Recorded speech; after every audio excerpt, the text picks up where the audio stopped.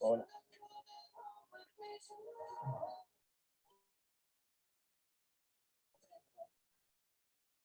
Arrancamos con la grabación. Bueno, buenas noches. Bueno, hoy vamos a continuar con el tema de las clasificaciones de los contratos y luego van a recibir un pequeño trabajito para trabajar un poco a partir de lo que yo había visto, que algunos tenían algunas dudas y también recibí alguna consulta de un contrato de cesión de derechos posesorios y cuál era la diferencia entre un contrato de cesión de derechos posesorios con un contrato de compraventa de inmuebles.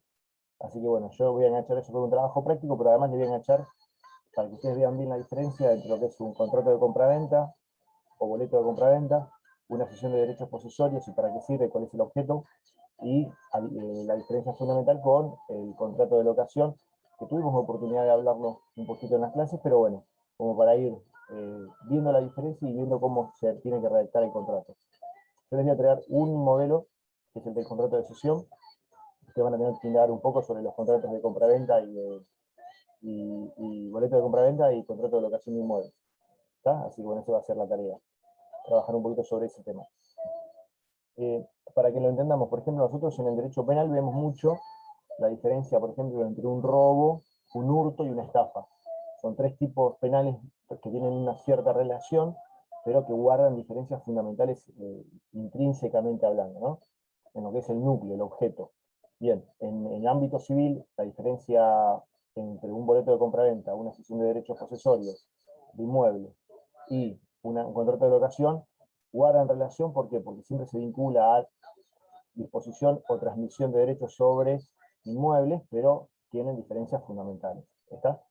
Así que bueno, hacerlo mal implicaría tener un problema futuro. Bueno, más allá de eso, vamos a continuar con el tema de la clasificación de los contratos y después vamos a meternos ya en el análisis de un contrato en especial y el trabajo que van a tener que hacer para la semana que viene. Bien, vamos a compartir aquí.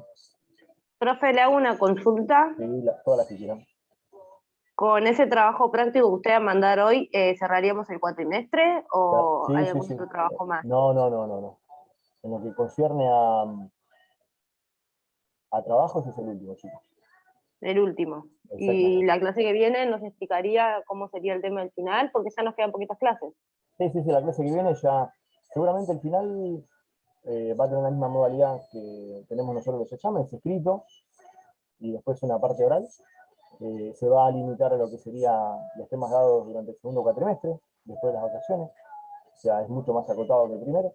Y bueno, no va a tener. Lo único que tenemos que poner es la fecha. ¿Sí? Que yo creo que va a ser la semana que viene, no la otra. Pero bueno, después ya les confirmo. Esperen que quiero ver si puedo. No, por favor. Quiero compartir acá la imagen esta. No me lo permite. Ahí está. Bien, ¿lo están viendo ustedes, chicos? ¿El PowerPoint? Sí. Con Pablo Ortiz. Camila, buenas noches. ¿Se van a ver? Sí, profe, disculpe, sí, se ve. Ah, ok, listo. Bueno, la clase pasada terminamos con otra, la clasificación. Unilaterales y bilaterales, onerosos y gratuitos, consensuales y reales, típicos y atípicos, conmutativos y aleatorios, formales y no formales, principales y accesorios, distribución inmediata y distribución diferida, distribución instantánea y tractos sucesivos, civiles y comerciales. Profe, perdón, pero se escucha la música del fondo y se pierde su voz. Ah, bueno, esperen un poquito. Perdón, de verdad. A ver si perdón, ¿está escuchando un poco de música yo? ¿Ahí? ¿Está mejor? Perdón, ¿eh? Ahí está mejor, profe. Ah, listo, yo con esto por ahí no la escuchaba. Nunca termino de entender de dónde la computadora toma el audio. No sé si lo toma de acá, de esto, o lo toma de la pantalla, la verdad que desconozco. Así que debe ser que lo toma de la pantalla de acá, porque tiene un toma de audio, y tenía la música más cerquita. Así que bueno, disculpen. Bueno, entonces, la clasificación de los contratos desde el punto de vista jurídico es la que ustedes tienen acá. Hay que saberlos. En realidad, generalmente yo no pido que sepan de memoria todas las clasificaciones, pero es importante a los efectos de poder diferenciar unos de otros. Uno puede establecer que un contrato es unilateral, oneroso, consensual, aleatorio, accesorio y distribución inmediata, por ejemplo. Entonces, conocer la clasificación es importante para uno poder discernir cuáles son las características principales del contrato que estemos analizando. Así que bueno, tiene que saberlo para poder diferenciar cuándo un contrato es atípico y cuándo un contrato es típico, cuándo es conmutativo y cuándo es aleatorio. Es muy sencilla, ¿sí? Digamos, interiorizarnos y aprender un poco lo que es la diferencia de la clasificación, pero bueno, obviamente van a tener que leer PowerPoint. No le voy a dar más material para que sea fácil la comprensión. Llegamos el otro día a ver unilaterales y bilaterales. Siempre partimos de la base de que los contratos son actos jurídicos bilaterales, ¿sí? Ahora, dentro de esta estructura que tiene el contrato, que es un acto jurídico bilateral, tenemos contratos que son unilaterales y bilaterales, como habíamos visto la vez pasada. Ahora, después vimos que más allá de los bilaterales podían haber contratos en los cuales intervenían más de dos sujetos, dos o más personas que intervienen, ¿sí?, en la conformación del contrato, y por eso podíamos hablar de contratos plurilaterales. ¿Sí? Lo vimos el otro día con un ejemplo que era el contrato de sociedad comercial. Ahora bien, luego tenemos otra categoría clasificatoria, que es la diferencia entre contratos onerosos y gratuitos. Vimos que el oneroso involucraba la existencia, digamos, de dinero, ¿sí?, de una prestación onerosa, en el sentido de un aporte económico, y gratuitos eran aquellos en los cuales no existía este coste económico patrimonial. Hoy vamos a continuar con el resto, los consensuales y reales, y el resto que tienen aquí en el PowerPoint, y vamos a ir viendo la característica entre uno y otro. Para, de alguna manera, comprenderlos rápidamente, vamos a tratar de que siempre ustedes van a ver lo que sería la explicación y un ejemplo, ¿sí? En el PowerPoint tienen ejemplos de cada uno, ¿sí? Bueno, ya el tema de los unilaterales y los bilaterales y los plurilaterales ya los vimos, los onerosos también y gratuitos. Hoy continuamos con los consensuales.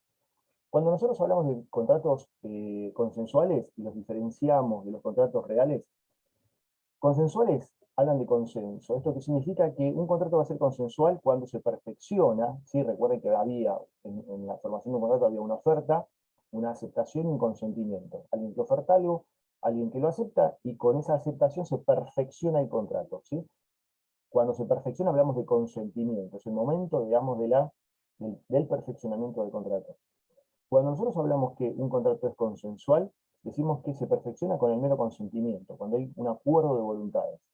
No requiere que haya un traspaso material de la cosa objeto del contrato. ¿Por qué? Porque un contrato va a ser real cuando se perfecciona en lo que sería el traslado de la cosa, ¿sí? Cuando uno tiene que hacer una entrega, ¿sí?, del objeto del contrato. Entonces, un contrato va a ser consensual cuando se perfecciona con el mero consentimiento entre las partes, sin necesidad de que haya esa entrega de un objeto del contrato. En cambio, los reales sí se perfeccionan cuando se entrega la cosa. Fíjense, por ejemplo, el contrato de mutuo, que sería el contrato, digamos, de un préstamo, ¿sí? ¿Cuándo se perfecciona el contrato de préstamo? Cuando ustedes le entregan el dinero que va a ser, digamos, las veces el objeto contractual, que es el préstamo dinerario. Lo mismo va a ocurrir con el comodato, cuando alguien da una cosa para que otra persona la use por determinado tiempo sin transmitirle la propiedad. El comodato, evidentemente, es un contrato por el cual alguien le otorga a otro una cosa, un objeto, para que lo use, ¿sí? Pero no le entrega la propiedad. Si le entregara la propiedad sería una compraventa. El depósito, la renta vitalicia, la renta con desplazamiento, ¿qué son? Son contratos en los cuales uno entrega un objeto, ¿sí?, y el contrato se perfecciona en el momento de la entrega. La prenda con desplazamiento, a diferencia de lo que sería la prenda sin desplazamiento, por ejemplo, es cuando uno compra un auto y es prendado el auto. La prenda, ¿qué significa?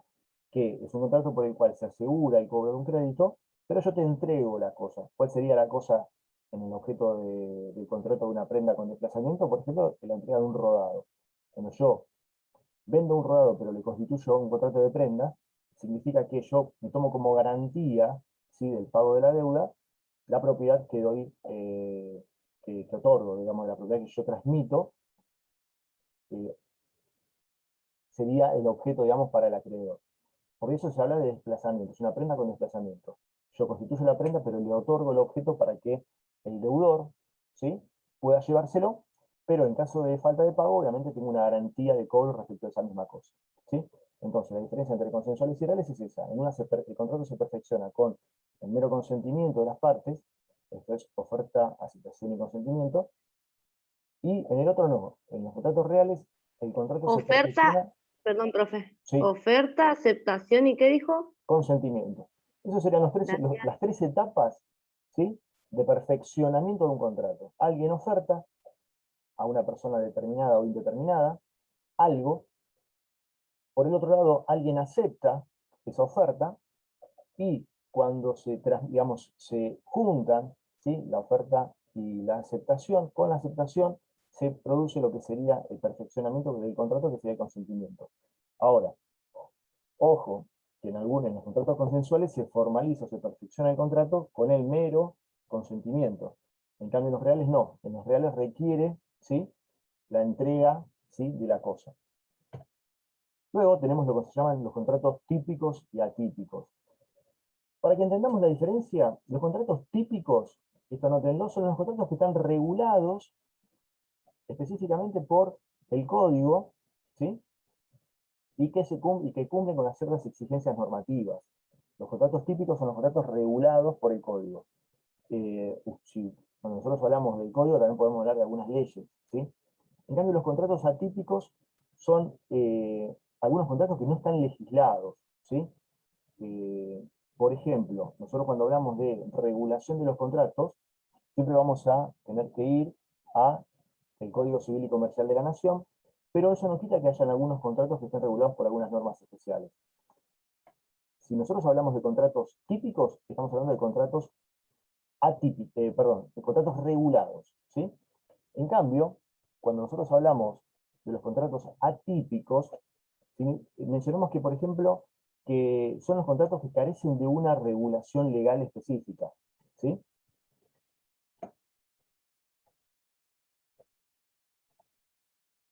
Mm.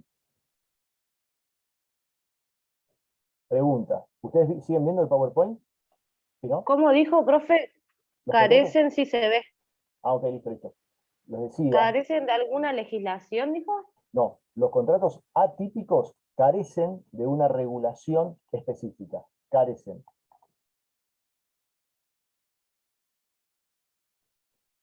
Son contratos que no tienen una regulación específica en nuestro Profe, ordenamiento ahora jurídico. no se ve el PowerPoint.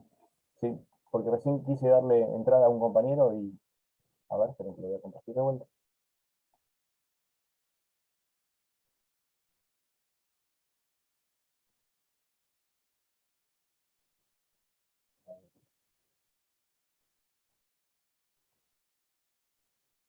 Ya. Les decía, los contratos típicos son los contratos que tienen una regulación específica en la ley o en el código, ¿sí? Y los contratos atípicos carecen de esa regulación. Son contratos que por ahí van generándose a partir de cierta impronta, ¿sí?, de la costumbre, de los negocios. Por ejemplo, en su momento no existía una regulación específica de los tiempos compartidos, era un instituto que había sido de alguna manera incorporado a nuestro país, pero que nuestro país no lo regulaba específicamente. Hoy en día, con el tema de la reforma del código, se generó una regulación específica, pero siempre se lo consideró como un contrato atípico. Ahora hay otros tipos de contratos que son atípicos, por ejemplo, el contrato de cajero automático, ahí tienen una pequeña clasificación, que son contratos que no tienen una regulación específica, ¿está? Entonces, los contratos típicos son los contratos que están regulados claramente por el derecho positivo argentino, y los contratos atípicos son los que, por el contrario, carecen de una regulación legal puntual y específica, ¿sí? Ahora, no significa que sean contratos que no... Esto es como lo de las leyes objetivas y subjetivas, profe, que las leyes están objetivas, están descritas en el código o en algunas leyes, y las subjetivas no. Bien. Es como algo así, ¿no? Tiene relación, pero ojo, no. Cuando yo hablo de contratos típicos, estoy hablando de contratos que tienen una regulación objetiva. Y en ese sentido, sí, es claro, la relación entre lo que vos decís. Un contrato típico es un contrato regulado, con lo cual esa ¿Qué regulación sería siempre uno la voy a típico? encontrar. ¿Un garage? ¿Cómo? Como eso, los ejemplos que dicen ahí, eso, el garage, Sería, franquicia, crédito. ¿Son claro, típicos? son atípicos. En cambio, Atípicos. atípicos. Cuando yo hablo de contratos típicos, lo tienen en el anterior, son, por ejemplo, la compra-venta, la locación de servicios y de obra, el mandato, ¿sí? Eh, la cesión de derechos, el comodato. Hay un montón, digamos, todos los que ustedes generalmente conocen y que ustedes saben que están de alguna manera regulados en la ley, son contratos típicos, son contratos regulados, ¿sí? Ahora, los contratos atípicos son contratos que no tienen una regulación legal. En el caso, por ejemplo, del tiempo compartido, que lo tienen acá, siempre careció de esa regulación, pero se introdujo, a partir de la reforma del Código Civil, hubo una cierta regulación que, por ejemplo, en el caso del tiempo compartido, que lo tienen acá en el PowerPoint, tranquilamente uno podría mencionar que es un contrato típico porque tiene ya hoy en día una cierta regulación. Pero hay cuestiones que no están del todo reguladas, por ejemplo, con el tiempo compartido. Que son de alguna manera, se toman ciertas regulaciones foráneas, o en gran parte están de alguna manera interpretadas la regulación de ese tipo de contrato por una aplicación supletoria de algunas normas, por ejemplo, de contrato de locación, o por vía jurisprudencial. ¿Está? Pero cuando yo hablo de contratos atípicos, son contratos que no tienen una regulación legal específica, ¿sí? En nuestro Son más de ordenamiento. palabra. Exactamente. O es de alguna manera una amalgama entre regulaciones de otros contratos, ¿sí? Cuando yo hablo de contrato de garage o de la tarjeta de crédito, uno dice, bueno, pero tiene una regulación. En realidad no hay una regulación específica, sino que uno toma un poco de allá y un poco de acá. Toma un poco del mutuo, del contrato bancario, pero no hay una regulación puntual específica que se le aplique. ¿Está? Son contratos atípicos, que tienen algunas características muy particulares y no tienen una regulación concreta, ¿sí? En cambio, en el contrato de locación, de compraventa, de cesión, de mandato, de fianza, esos sí están claramente regulados en el código, ¿sí? Por otro lado, tenemos los conmutativos y los aleatorios. Cuando ustedes quieran comprender la característica de un contrato aleatorio, ya la palabra les dice cuál sería de alguna manera el núcleo. Un alea, un alea es algo que uno no conoce, ¿sí? Algo que puede ocurrir o no. Algo es aleatorio cuando uno no sabe qué es lo que puede pasar a futuro. Si yo digo que una situación es aleatoria, es que uno dice, puede pasar esto o aquello. Un contrato conmutativo, por ese motivo, es el contrato de que cuando uno celebra el contrato, uno sabe claramente cuáles son las ventajas y las desventajas del negocio. Yo compro una casa y sé que vale tanto y me entregan la casa. Yo sé de alguna manera, a partir del boleto de compra-venta, por ejemplo, que yo compro un bien por determinado monto. En cambio, el contrato aleatorio es el contrato en el cual uno sabe bien de inicio cuál va a ser el esfuerzo que va a tener que realizar, pero no sabe con certeza cuál va a ser la ventaja. ¿Cuál es el típico ejemplo de un contrato en el cual uno sabe de entrada cuál va a ser el esfuerzo, pero no sabe cuál puede ser la ventaja a futuro? A ver si lo sacan. ¿Cuál es el ¿El típico? leasing? Mm, podría, pero no. No es el leasing. Porque el leasing uno sabe que eventualmente a futuro va a tener una cosa, si va a tener una compra, si a partir ¿O de un no? pago. O no, pero bueno, pero no es el leasing. Porque el leasing uno sabe cuál va a ser la ventaja a futuro, ¿sí? Que no se puede dar es otro tema, es otro tema. En cambio, cuando uno habla de un contrato aleatorio, está hablando de que uno sabe el esfuerzo, pero no tiene la más remota idea de cuál va a ser el resultado. ¿Cuál es el típico contrato? Ojo, el leasing tenemos un gris ahí, pero bueno, no. Otro, que es realmente evidente de que es un contrato aleatorio. Yo sé lo que doy, pero no sé bien qué voy a recibir. Si es que recibo algo. ¿Donación? No, tampoco. ¿No? Hay mucha gente que hace cola a la mañana temprano, que uno dice, ¿cómo puede ser que estén haciendo cola en este lugar para entrar bien tempranito y se quedan todo el día? Es un lugar que no tiene relojes para que la gente no sepa el horario, no tiene ventanas para que uno no sepa si es de día o de noche. Las apuestas. Exactamente. Las apuestas, chicos. Los casinos no tienen relojes para que nadie se dé cuenta de que están. Exactamente. El contrato de aleatorio, por ejemplo, es la apuesta, ¿sí? Uno no sabe, o de suerte le dicen, ¿no? Con exactitud cuál va a ser la ventaja, eventualmente en este caso, por ejemplo, patrimonial a futuro. Por ejemplo, el juego, la apuesta, la rifa, ¿sí? Uno es un contrato aleatorio porque uno no sabe qué es lo que puede ocurrir, ¿sí? El alia es una situación impredecible, ¿sí? No hay en el contrato aleatorio un conocimiento real de lo que puede llegar a ocurrir. ¿Está claro? En cambio, el conmutativo, sí, existe ese conocimiento desde el momento de la formalización del contrato, ¿sí? En la oferta y la aceptación hay una certeza respecto de la ventaja y el sacrificio. ¿Está? El contrato aleatorio, no. Luego tenemos la clasificación entre los contratos formales y no formales. Cuando yo hablo de las formas de los contratos, hablo del medio a partir del cual se instrumenta el contrato, ¿sí? La formalidad. ¿Cuáles son las formas para llevar adelante o perfeccionar la instrumentación, el acuerdo, el contrato? Bueno, un contrato puede ser verbal o escrito. Luego, si es escrito, puede ser por instrumento privado o por instrumento público. Nosotros hoy en día tenemos una clasificación según el código que tenemos instrumentos privados, que sería el típico contrato que uno hace entre partes, sin concurrir, por ejemplo, a una escribanía, y después tenemos otros tipos de contratos en los cuales uno va, celebra la contratación y le dan un ticket, una constancia, un papel, o lo puede hacer hasta en forma electrónica. Todas estas son formas en las cuales se realizan los contratos. Les vuelvo a decir, puede haber un contrato verbal, un contrato por instrumento privado, o por un documento, ¿sí? Privado que es sin firma, el instrumento privado lleva la firma, usted tiene que firmarlo, el otro no. Por ejemplo, cuando ustedes reciben un ticket, no hay una firma, pero es un contrato también. O, por ejemplo, cuando lo hacen en forma electrónica, si bien uno puede tomar el tema de la firma digital, en muchos casos no hay una firma digital. Por ejemplo, cuando ustedes simplemente transfieren dinero o pagan algo, por ejemplo, con un código, ¿sí? Numérico, ustedes no firman, digamos, de su puño y letra. No hay una firma hológrafa y tampoco hay una firma digital. Igualmente el contrato es válido.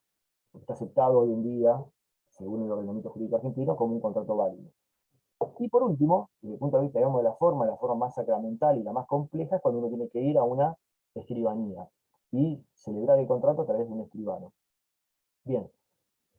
Ahora, si nosotros vamos desde la máxima formalidad a la mínima formalidad, arrancaríamos, por ejemplo, con los contratos formales ad solemnitatem, que serían los contratos por escritura pública, y podríamos ir bajando a un contrato por documento privado con certificación de firma, un documento privado, por ejemplo, sin certificación de firma.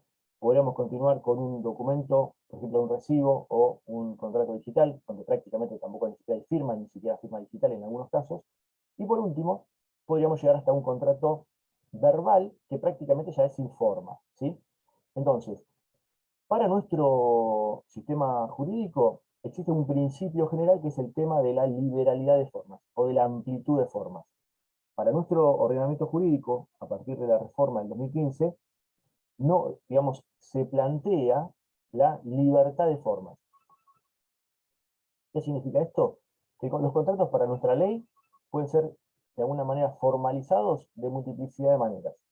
Ahora, siempre es mejor, a los efectos, digamos, por ejemplo, de probarlo en un juicio, en una situación de un reclamo, que exista un contrato palpable, que exista un recibo, que exista un documento, que exista un contrato firmado y eventualmente que la firma esté certificada ante un escribano, o, lo mejor, en algunos casos, es que la firma, perdón, el contrato lo haga un escribano. ¿Por qué? Porque si es por escritura pública, que es cuando lo hace un escribano, en el protocolo del escribano siempre va a quedar una copia de ese contrato, ¿sí? La característica fundamental de un contrato celebrado ante un escribano es que ustedes se llevan una copia, pero una copia de esa escritura matriz, queda en el protocolo del escribano. Y luego de muchos años, ese protocolo se pasa a La Plata, al registro de juicios universales allá de La Plata, bueno, de escribanos, perdón, de La Plata, en el cual uno puede en cualquier momento pedir una copia de esa escritura. Entonces, cuando hablamos de contratos formales y no formales, formales son aquellos contratos en los que digamos que el código les requiere, ¿sí?, una cierta solemnidad, que sería la forma, ¿sí? Esto significa que la ley pide que el contrato se haga de determinada forma. Y los contratos no formales son aquellos en los cuales el código no regula una forma específica, ¿sí? Es decir, que uno lo puede hacer como quiera, ¿sí? El código no establece que hay que hacerlo de determinada manera. Ahora bien, cuando el código o la ley establece que los contratos tienen que ser de alguna manera celebrados a través de una forma, existe una doble clasificación de las formas. Y esto anótenlo. Nosotros tenemos contratos que se llaman formales ad solemnitatem, que lo tienen ahí en el apunte, y otros contratos cuya forma, ¿sí?, el código las requiere ad probationem. ¿Qué significa esto? Que hay contratos que son formales para su validez. ¿Qué significa? Que el código establece que se tiene que cumplir sí o sí con la forma, y por eso se dice que son ad solemnitatem, porque es solemne, y en caso de que los contratantes no cumplan con la forma requerida por el código, entonces el contrato va a ser nulo, ¿sí? Cuando el código, la ley, establece la forma ad solemnitatem, significa que la forma es requerida bajo sanción de nulidad. El contrato que no cumpla con la forma va a ser nulo, ¿sí? ¿Por qué? Porque la forma es esencial para el código, ¿sí? El legislador quiere que el contrato se haga de determinada manera. En cambio, un contrato va a ser de formalidad ad probationem cuando la forma, ¿sí?, se requiere los efectos de acreditar la realización de ese contrato en un juicio. ¿Está? Si yo necesito probar el perfeccionamiento, la celebración del contrato en un juicio, yo tengo que cumplir con la forma ad probationem. ¿Por qué? Porque si el código establece que el contrato se tiene que hacer de determinada manera, yo solo tengo que presentar en un juicio, por ejemplo, tengo que cumplir con esa formalidad. Ahora, si no lo cumplo, no pasa como, por ejemplo, en el tema de los contratos ad probationem, que tienen que hacerse sí o sí de esa manera, porque si no van a ser nulos. ¿Está? Ad probationem es cuando la formalidad, la ley la requiere a los efectos de poder probar la existencia del acto, ¿sí? Ad solemnitatem es la formalidad que requiere la ley, no solamente para probarlo en un juicio, sino para que el acto sea válido, ¿sí? Porque es esencial que se cumpla esa forma. ¿Está? Esa sería la diferencia entre los contratos formales cuando se dividen entre ad solemnitatem y ad probationem. ¿Está? Pero recuerden que para nuestra ley existe lo que sería la amplitud de formas, con lo cual, en principio, ¿sí?, los contratos se pueden celebrar de cualquier manera, ¿sí? Bien. Seguimos. Contratos principales y accesorios. Cuando nosotros hablamos de contratos principales y accesorios, hablamos de contratos que el contrato principal es aquel contrato que no requiere de la existencia de otro contrato para que de alguna manera tenga existencia. ¿Por qué? Porque yo puedo celebrar un contrato, ¿sí?, y si no depende de la existencia de otro, ese contrato ya es válido, existe. En cambio, hay contratos que por su naturaleza requieren, por ejemplo, de la existencia de otro contrato para poder existir. ¿Cuándo hablo de un contrato, por ejemplo, lo principal? El contrato de compraventa es un contrato principal, la locación, el depósito, el transporte, todos. Son contratos que no dependen de la existencia de otro, ¿sí? Yo voy, contrato una compraventa y ya está. En cambio, cuando yo, por ejemplo, hablo de la fianza o la prenda, siempre requiero de la existencia de un contrato que será el principal. Por ejemplo, ¿alguien salió alguna vez de garante de un contrato de una locación? Si, por ejemplo, ustedes salen de garantes de un contrato de locación, y ustedes celebran un contrato de fianza, que es eso, ser garante, ¿cuál es el contrato principal cuando ustedes salen de fiadores? Ustedes van a ser fiadores, van a ser garantes en un contrato de fianza, cuando ustedes aseguren el cumplimiento de un contrato que va a ser el principal, ¿sí? En el caso, por ejemplo, de la fianza, hay siempre un contrato principal, porque ustedes salen como garantes de algo, por una deuda, por una obligación que asume un tercero, pero ¿qué pasa? Esa obligación que asume un tercero surge de un contrato. Cuando ustedes salen de garantes en una locación, ustedes están celebrando un contrato de fianza, ¿sí?, de aseguramiento del pago de una deuda de un tercero.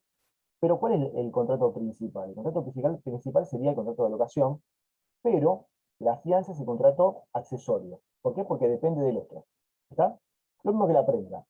Cuando ustedes hacen una compraventa, por ejemplo, de un auto, pero el auto es prendado, o sea, de alguna manera se celebra un contrato de prenda, como forma de asegurar el cumplimiento del pago de la deuda, la prenda es accesoria de qué?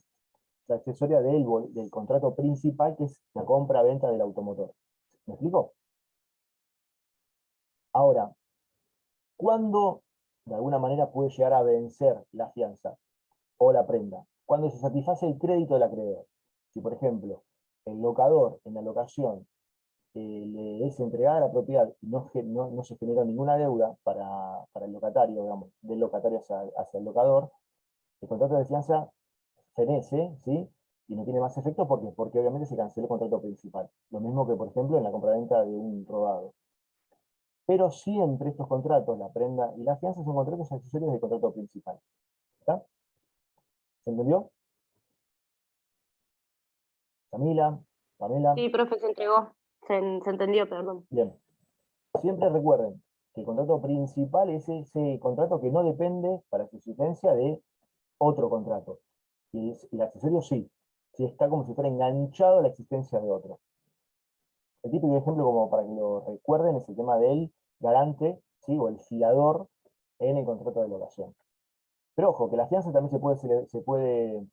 A ver, pregunta, ¿se puede, ya se lo adelanté un poco, pero bueno, ¿se puede celebrar un contrato de fianza respecto de una compraventa? ¿Qué les parece?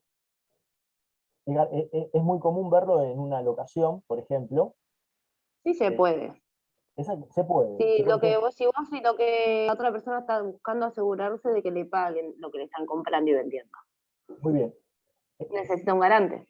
Exactamente, está perfecto. La fianza en una compraventa podría existir. Ahora, por ejemplo, si la compraventa fuera de pago inmediato, ¿sí? De ejecución inmediata, digamos, el pago fue total Ahí no sería necesario. Exactamente. Sería necesario Podría cuando, existir, sí, para poder comprobarlo en algún caso que necesite comprobación, pero no sería necesario, digamos. siempre que vaya a haber fianza, tiene que haber, por ejemplo, eh, una, una obligación por parte, digamos, del fiador de pagar alguna deuda que quede en cabeza del deudor, ¿sí? Entonces, si fuera, por ejemplo, de cumplimiento inmediato, de pago inmediato, obviamente carecería, no habría objeto, ¿sí? Para el contrato de fianza, porque no habría una deuda a futuro. Pero sí sería completamente válido, por ejemplo, en el caso de, por ejemplo, de pago en cuotas, ¿sí? Del precio del contrato de compra-venta. En ese caso sí, podría tranquilamente agregarse al contrato una cláusula de fianza, y esa persona, el fiador, se aseguraría el pago, o mejor dicho, se obligaría a cumplir por sí mismo el pago en el caso, digamos, de mora del deudor. ¿Está? Bien, luego tenemos dos clasificaciones que tienen cierta relación, que es la octava, que es de ejecución inmediata versus ejecución diferida, y el 9, que se lo voy a adelantar acá, que es de ejecución instantánea o de tracto sucesivo. Parecen que tienen una similitud importante, pero ahora vamos a ver bien de alguna manera cuál es la diferencia en un caso y en el otro. Hablamos del punto 8 de los contratos de ejecución inmediata y de ejecución diferida. De esta manera, los contratos de ejecución inmediata son aquellos contratos que comienzan a producir sus efectos a partir de la celebración. Esto significa que yo celebro el contrato, ¿sí? Y en forma inmediata, ¿sí? Comienzan a surtir los efectos de la celebración del contrato. Por ejemplo, la compra-venta. Ahora, ¿cuál es la diferencia entre un contrato de ejecución inmediata y uno de ejecución diferida? Un contrato va a ser de ejecución diferida cuando uno establece que los efectos del contrato van a empezar a surgir a partir de un tiempo, ¿sí? Por ejemplo, si yo realizo un boleto de compra-venta, ¿sí? Los efectos del contrato a partir, digamos, de la entrega de la cosa, ¿sí? Son de ejecución inmediata, ¿sí? Inmediatamente, al momento de la celebración, comienza a surtir efecto el contrato. En cambio, yo puedo tener o llevar adelante un contrato de ejecución diferida cuando, por ejemplo, alquilo algo y digo que el bien o el objeto del contrato me va a ser entregado a partir de determinado plazo, ¿sí? Cuando yo establezco un plazo donde va a iniciarse la ejecución del contrato, estoy hablando de ejecución diferida. Yo menciono en el contrato que dentro de un plazo de tiempo va a iniciarse, ¿sí? la producción de efectos del contrato. Cuando yo lo menciono claramente en el contrato que va a empezar a surtir efectos a partir de determinada fecha, ¿sí? Yo establezco un plazo y por eso se habla de ejecución diferida. En cambio, cuando yo no establezco ningún plazo y el consentimiento y la ejecución del contrato es desde el momento mismo de la celebración del acto, estoy hablando de un contrato de ejecución inmediata, ¿sí?